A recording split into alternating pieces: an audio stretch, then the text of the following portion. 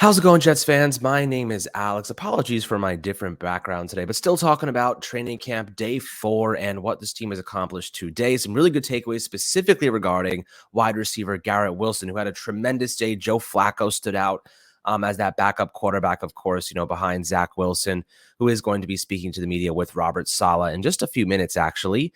But interesting. This is a team that was making some good progress. Quan Alexander was catching some passes, having a couple of drills, working out on the side. Obviously, just joined this Jets team, doing some solo individual stuff as he prepares to kind of join the team in a more substantial way. I'll be littering some videos throughout this clip so you can get an idea of what the Jets did today and some of the drills and good sights and sounds. Max Mitchell, rookie offensive tackle, came running up to the fans and cheering everybody up and getting everyone super excited. Let's go!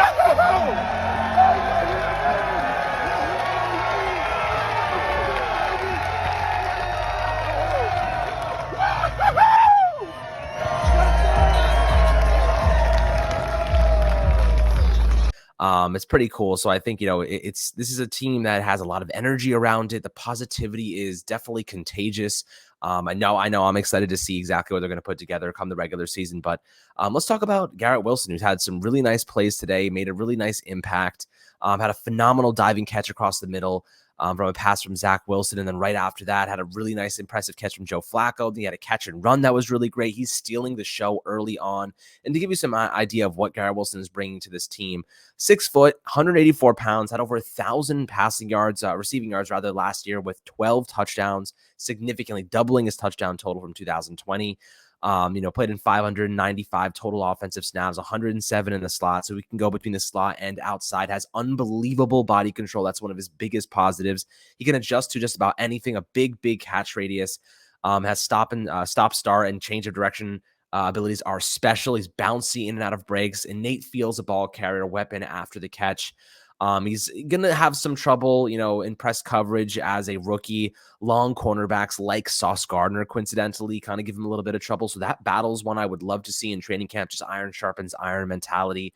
I think Sauce and Garrett Wilson can really help each other grow here. But he also graded just phenomenally well in some categories. Has a 9.88-inch hand size, 87th percentile, and a 4.38 40-yard dash, which is in the 90th percentile.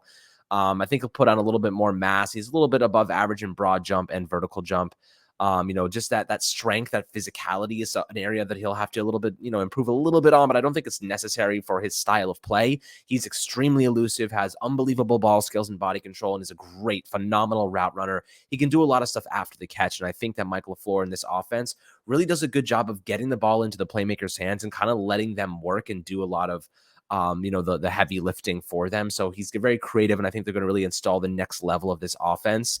And that's a really good sign for this offense and the progression of it. Now, on the offensive line side of things, George Fant once again did not play today.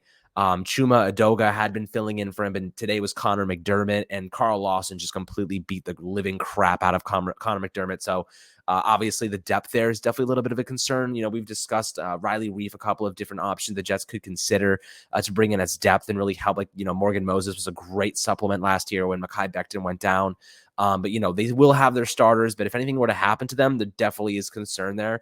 Max Mitchell being a rookie, he's a little bit small. He's obviously kind of like your last resort right now, but still like a feisty player. He can do some good stuff, but Doga and McDermott obviously have some experience, so they may get the opportunities over Max Mitchell up to this point. But it's nice to see that Joe Flacco's having a really good training camp so far, making some really nice deep throws. Rashad Davis had a nice 50-50 and catch on the sideline, so he's had a couple of long receptions. The dude can absolutely fly. He's a guy that we'll keep our eye on as practice continues to develop here. Rashad Davis, definitely an intriguing player. I think could be a solid one moving forward. But the deep ball from Joe Flacco at 37 years old, pretty solid. Really nice to see. Sauce Gardner went up against Elijah Moore a couple times, and he did not give up any ground against Moore. Zach Wilson didn't have any windows to really get those completions kind of flowing. Had some incompletions, in fact, with Gardner in coverage. So that pterodactyl wingspan, that unbelievable athletic, kind of measurements that he acquires, are going to translate to the next level. When pads get on, we're going to see a little bit more physicality. We're going to see a little bit more from the receivers in terms of hand fighting and doing some things. So that'll be intriguing.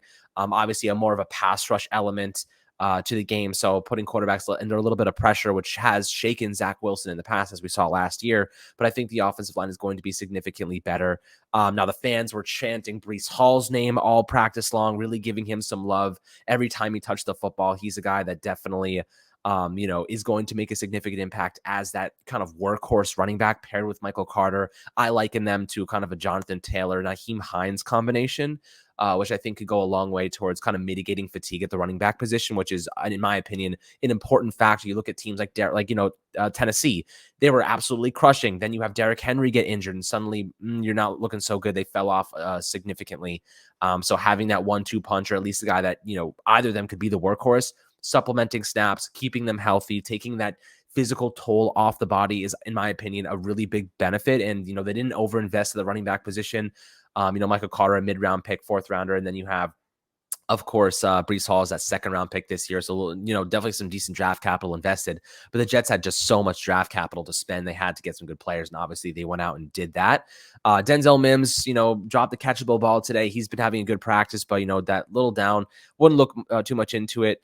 So that's good. He actually did catch a Mike White ball on the sideline, but he was out of bounds. Zach Wilson had a bad throw to Elijah Moore in the red zone. So that would have it was easily picked off by DJ Reed. Could have been a pick 6, but, that's not so good. But, some hiccups in the red zone by Zach Wilson. That's kind of a thing in progress. I would definitely be not concerned about this at all. But more so just kind of monitoring Zach Wilson and his ability to thread the needle. Of course, when you're in the red zone, the field shrinks significantly. So it makes it a lot easier for the secondary to get bodies in front of passes and cut off those throwing lanes and at least bait quarterbacks into making tough throws. So, I expect Breece Hall to be a significant factor there. A lot of screen passes, getting Garrett Wilson out wide, bubble screens, short concepts, but I would not be, overzealous in terms of making Zach Wilson, forcing significantly difficult throws. So, the bad throw is what it is. We'll move forward and hopefully correct some of those issues. But so far, it looks like the Jets are making some tremendous progress. A lot of these guys, especially the rookies, are making significant impacts. Breece Hall. And then, of course, you have Sauce Gardner, who locked down Elijah Moore today, which is a great sign. George Fant is getting closer day by day to making a return, which is obviously great. He'll be the situated left tackle, whereas Mekhi Becton will be at right tackle. Obviously, we're expecting a lot from Elijah Vera Tucker and Conor McGovern, and, of course, Laken Tomlinson. They should have a very good run blocking offensive line at the very least. I think pass blocking maybe a couple weeks to get their ground, just build that chemistry with one another, but they will end up becoming a solid unit, in my opinion. So that's kind of the top takeaways from today's practice. Pads are coming on Monday, I believe. So, we're getting there really quickly. Preseason quickly approaching. It's going to be really fun these next couple of days to see things ramp up and just, the pads getting on there and things kind of just becoming a little bit more legitimate and a little bit more physicality and introduced to the mix, which I think is always good for competition. Probably see a couple fights here and there, which should be fun.